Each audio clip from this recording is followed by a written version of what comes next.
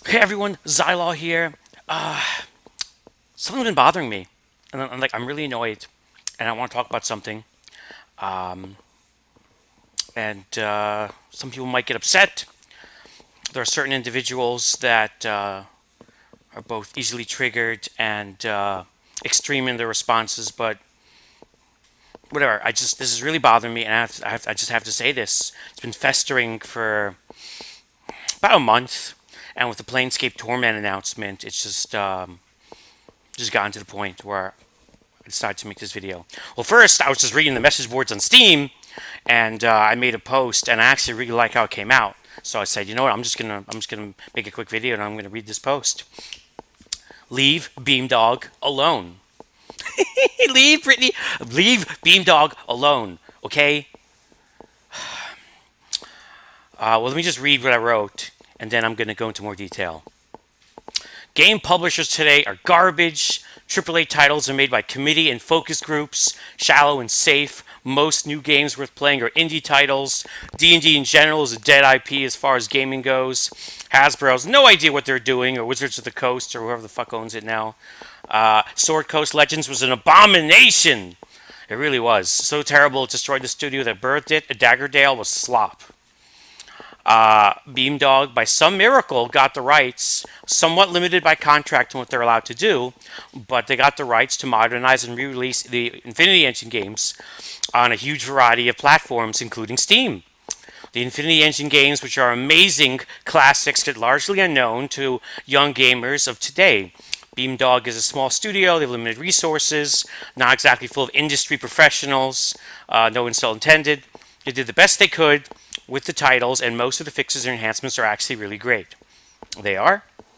These re-releases are not for you, you hardcore, super old school kind of nostalgia nerd gamer. The people that have played them a dozen times already, heavily modded, probably since they first came out. The point is to show a new generation how awesome D&D can be in video games, how great isometric games can be, and what a huge RPG is supposed to look like. So maybe they will grow up and make more good games and less soulless slop, and then we can play those games and have more games that we want to play. In an ocean of asset flips, survival games, zombies, and early access, someone is trying to bring great games to new players, and instead of crying tears of joy, you beat your fist with rage and run screaming into the night. I love my imagery. You think somehow nobody will remember the original creators and Beamdog will rewrite history as sole designers of these games? That some possible amateur or cringy new characters? I admit Nier was really freaking annoying. An attempt by Beamdog to test their own writing chops somehow ruin the games? Or make them unworthy? As if there are so many others creating these kind of games, or the companies are lining up begging for a chance to work on, re-releases of extremely old titles like this.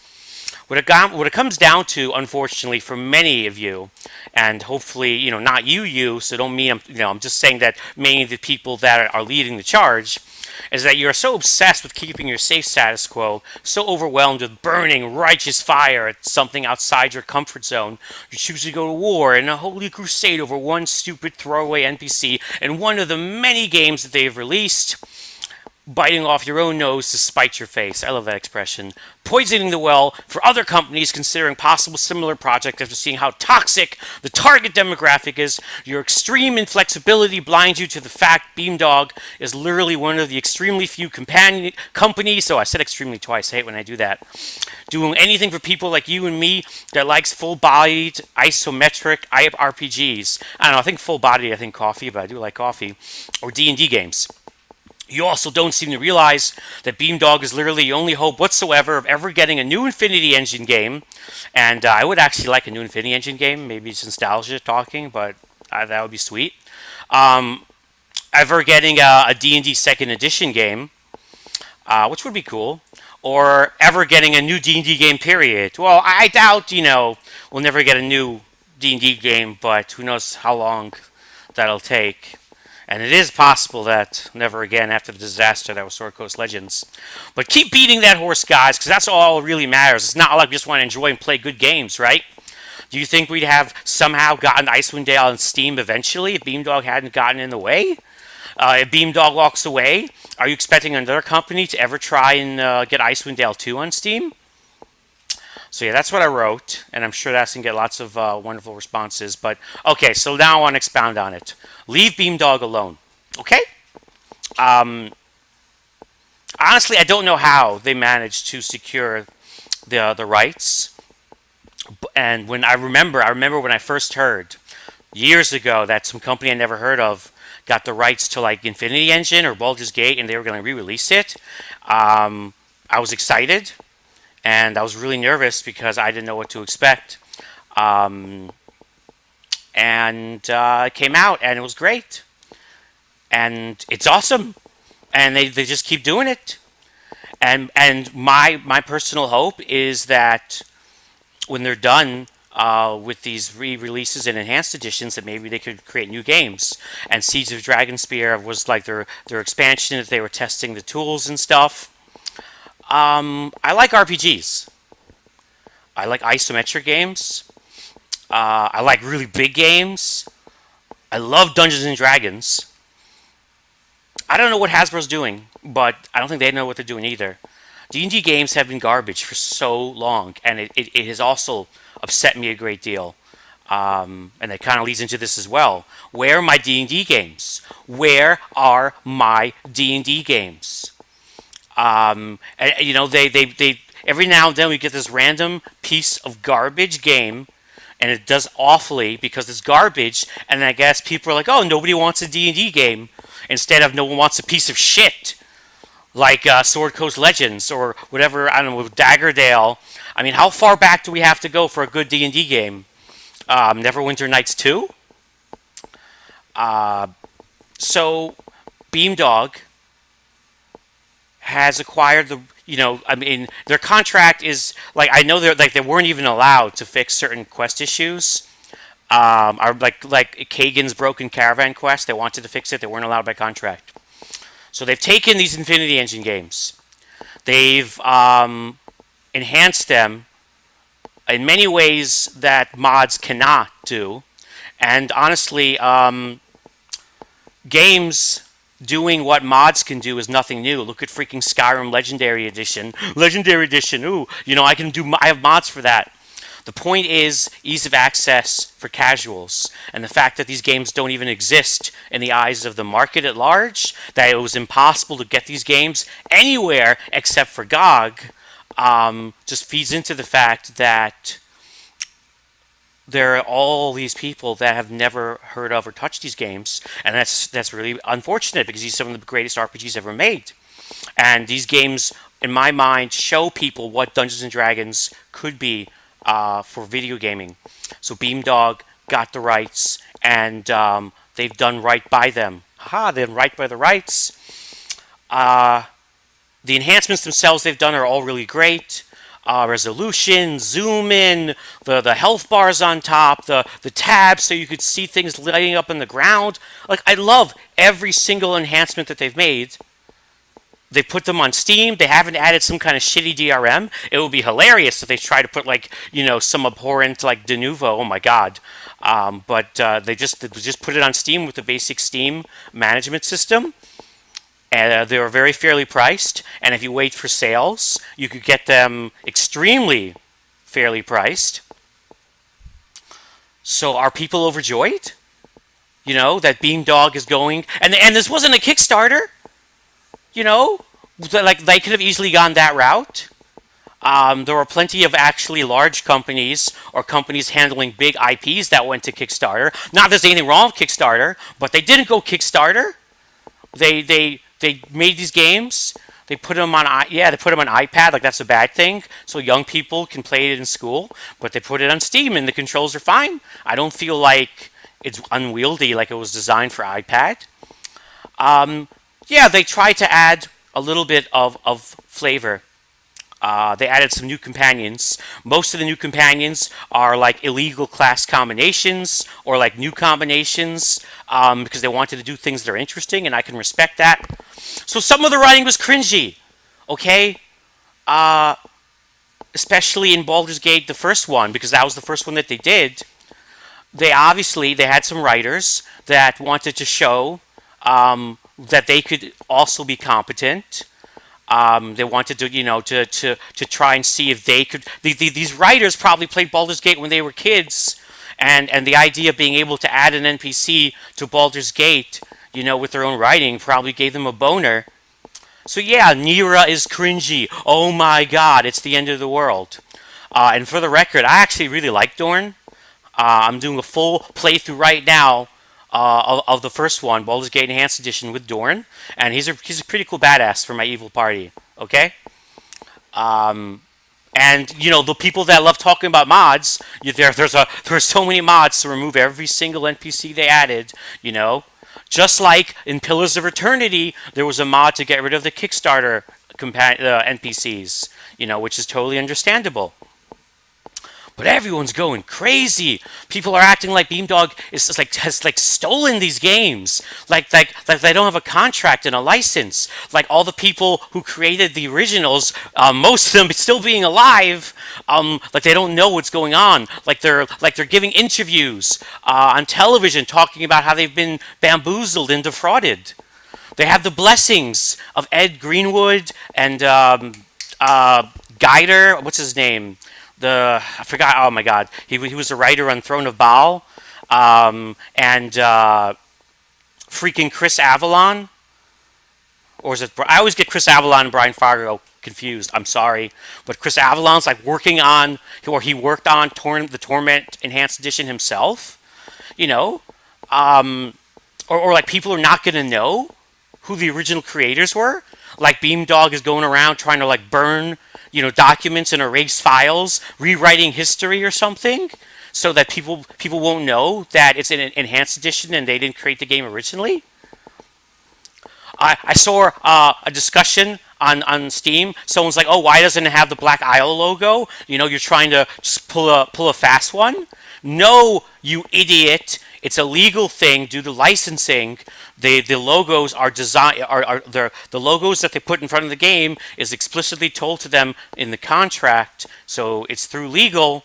So whatever logos you see are because those are the ones you have to see. These 15-year-old armchair crusaders. But what it really boils down to, unfortunately, is that in Siege of Dragonspear, there was one NPC.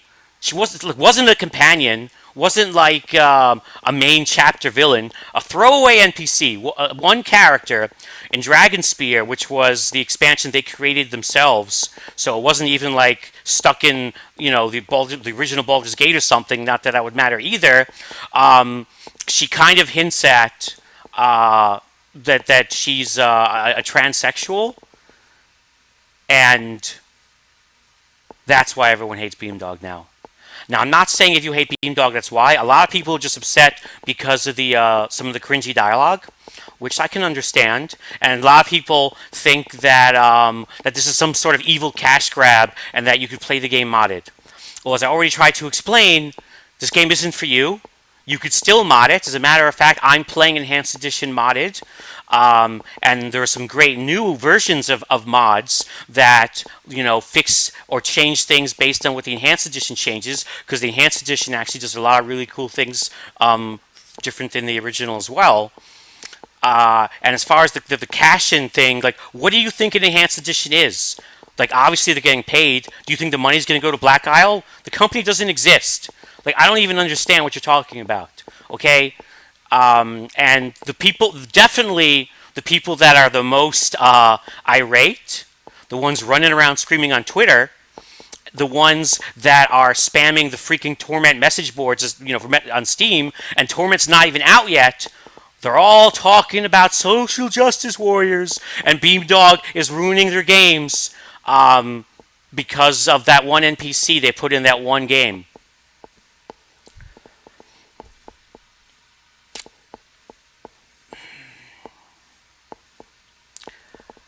I just want to play Infinity Engine games. I just want to play good Dungeons and Dragons games. That's all I want. And all I know is right now, Beamdog is the only company in the world making Dungeons and Dragons computer games, or remastering them, or doing anything with them. And they haven't done anything in particular to draw my ire. They're not Konami and the horrors of Metal Gear Solid 5. They haven't pulled an EA. They haven't done an Ubisoft and created their own stupid Uplay nonsense. So my only hope for more Dungeons and Dragons video games, and the only company bringing these amazing classics in any form or any version to a new generation, I'm supposed to throw stones at them because they added an NPC that was a little bit outside of a lot of people's comfort zones. I mean, you know that you could always mod that NPC out, right? Or you could kill them in game. There's great videos on YouTube about killing that poor NPC over and over. I mean, if that's cathartic for you, I'm not like I got nothing to say. I mean, you can do whatever you want. I remember there was a Stardew Valley mod that caused some controversy that went and turned all the characters in Stardew Valley white. Yeah. That was on Steam. There was like, hello, people were like, oh my god, and then they pulled it, and then it went back because Gaben's obsessed with the open Steam store and whatever. You want to do whatever. Apparently, it's your game. You mod it however you want. Okay. So I'm not even saying that like if you have some burning hatred, so if you burn so bright and with such extreme passion that the very notion of this one random NPC that you meet for a minute, possibly being transsexual, you hate that, and you think that transsexuals must die.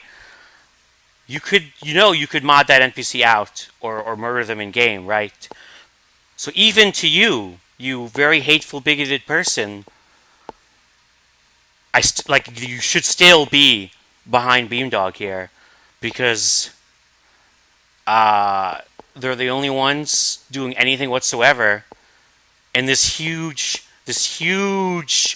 zone, the D&D zone, Infinity Engine zone, 2.0 edition zone, if hell, freaking isometric RPGs in general is struggling, and it wouldn't exist at all if it wasn't for Kickstarter.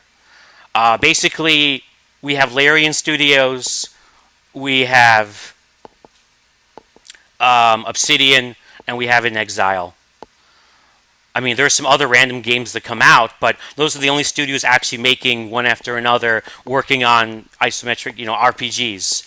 And I'm not trying to throw shade. I'm just saying, In Exile's releases have struggled a bit, okay? And Larian, it's all Kickstarter, Obsidian, I love Obsidian to death. I love it. But Kickstarter, and this is Obsidian we're talking about. So you think these games, you think there's this huge interest, this huge market for this game? So do you really want outsiders to look at people that love these games as some kind of toxic, bite the hand that feeds you kind of community? That, oh shit, if I gotta walk this tightrope when I make my game because I could trigger them and then they'll boycott my game, and it's such a niche market, then no one will buy it. Like, that's the image you want to send? I mean, you want to bite that nose to spite your face. If this is literally all that matters to you, to the point where you'd rather have no games ever again, well, that's great for you, I guess. But I just want to play some good games, okay? I just want to play some fucking games. I like RPGs, I like classics, I like isometric games, and I like Dungeons and Dragons. And I'd like more of those. And aside from a little bit of cringy dialogue, Beamdog has done nothing whatsoever to raise my red flags. And I do care about things in the gaming industry, but I care about things that actually matter things like shitty DRM, DLC, microtransactions, sell like skins, horse armor, trying to get paid, trying to charge for mods. Does that sound familiar? You know what companies I'm talking about here? Why don't you go crazy on those companies? Why don't you boycott that stuff? The things that actually affect you as a gamer. But yeah, keep hating Beamdog. The only company that might ever give us a completely, totally new Dungeons and Dragons Infinity Engine game, because there was one NPC that triggered you.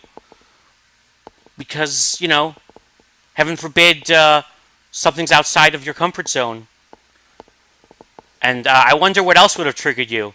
Like, what if that new? I mean, I don't even want to go there. What if the new? Like, like if you want to say it's that kind of issue specifically. But I wonder what other, what's the small little list of acceptable NPC stereotypes that and I wonder how many of them look different from you. So yes, in closing, leave Beamdog alone, you morons. Okay. They're like one of the only companies actually doing good shit right now as far as video games go. And if it wasn't for them, I wouldn't have Baldur's Gate on Steam. And that's really all that matters to me. So, go crazy and protest your shit somewhere else. And it'd be really nice if I could go to the message boards for these games on Steam and not see, just mountains of filth screaming and crying about I don't know, the social justice warrior boogeyman coming to I don't know, touch you in the middle of the night or brainwash you, or I don't even know, and I don't care. Leave Beamdog alone. Thank you.